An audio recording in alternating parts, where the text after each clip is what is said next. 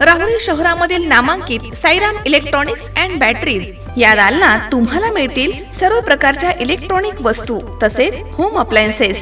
साईराम इलेक्ट्रॉनिक्सचं नातं आहे खास, प्रत्येक घरात गुणवत्तेचा विश्वास। उन्हाळ्यामध्ये थंड कूल करण्यासाठी AC, fridge, cooler, deep fridge यांची भव्य अशी रेंज। साईराम इलेक्ट्रॉनिक्स खरेदी विक्री संघ, नगर मनमाड रोड, राहुरी। तेव्हा आजच साईराम इलेक्ट्रॉनिक्स या दालनाला भेट द्या आणि आनंदाची सुरुवात करा। Sairam hospital test tube baby centre. नमस्ते, मी डॉक्टर सोनाली माने, साईराम हॉस्पिटल राहुरी, वंध्यत्व तज्ज्ञ व एम्ब्रॉलॉजिस्ट तज्ज्ञ। आपल्या इथे IVF बद्दल अत्याधुनिक उपचार पद्धती उपलब्ध आहे।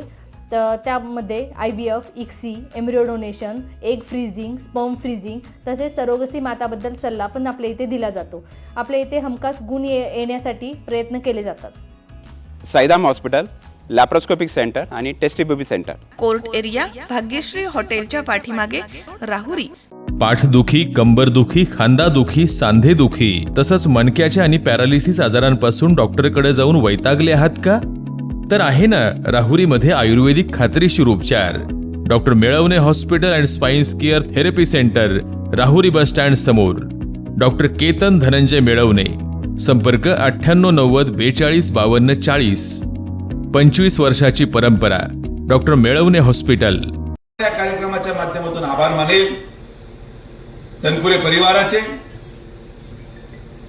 प्राजक्त तनपुरेंचे, की एक वैचारिक वारसा जो या तालुक्याला लागलेला आहे।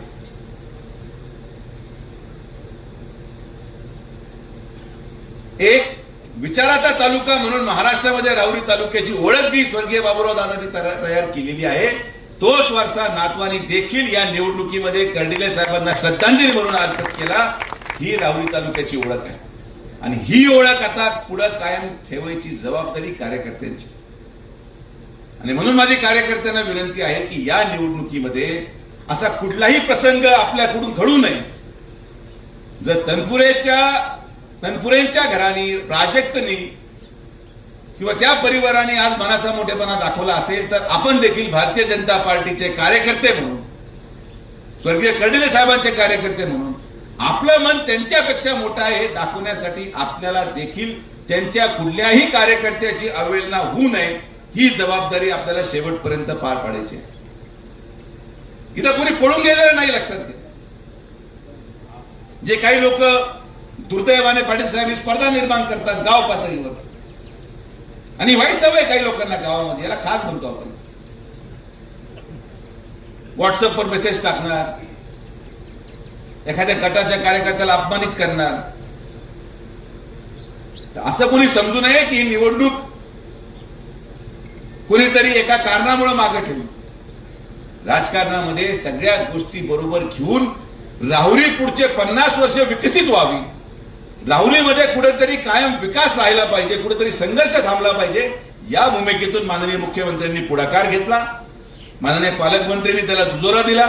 आणि जर आपण खरे भारतीय जनता पार्टीचे कार्यकर्ते आहोत, जर खरं आपण विखे पाटील परिवाराला मानत आहात, तर जर माननीय आपले प्रदेशाध्यक्ष त्यांच्या ऑफिसला जाऊ शकतात, जर आपले पालकमंत्री त्यांच्या ऑफिसला जाऊ शकतात, तर आपल्या कार्यकर्त्यांची देखील ही भूमिका पाहिजे की जर माझा नेता त्यांच्या ऑफिसला गेला तर मी देखील मतासाठी त्यांच्या कार्यकर्त्यांच्या घरावर जाणार आणि अक्षरसाठी मतदान मागणार, ही भूमिका आपली पाहिजे। आणि आता ते समजून घ्या,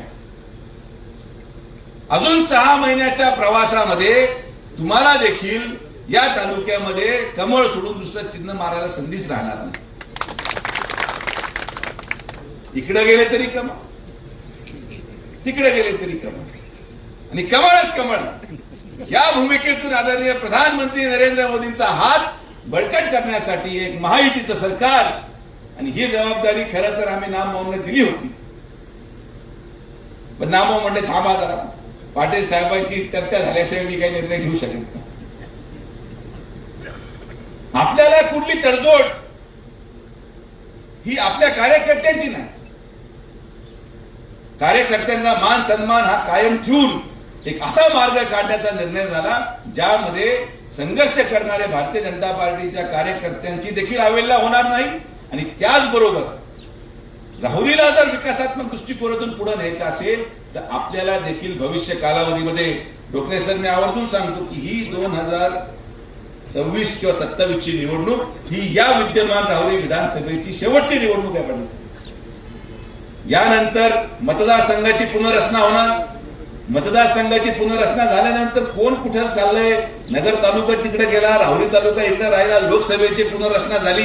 लोकसभेची कितीतरी पुनर्रचना झाली, मात्र पाटील साहेब हे आश्वासित करतो की लोकसभेची जरी पुनर्रचना झाली तर मी तर साहेबांना हेच साकडे घालेन की काही जरी झालं तरी ज्या लोकसभेमध्ये विखे पाटील परिवाराचा सदस्य उभं राहील तिथं राहुरी तालुका हा असलाच पाहिजे आणि हीच भूमिका आपली आहे.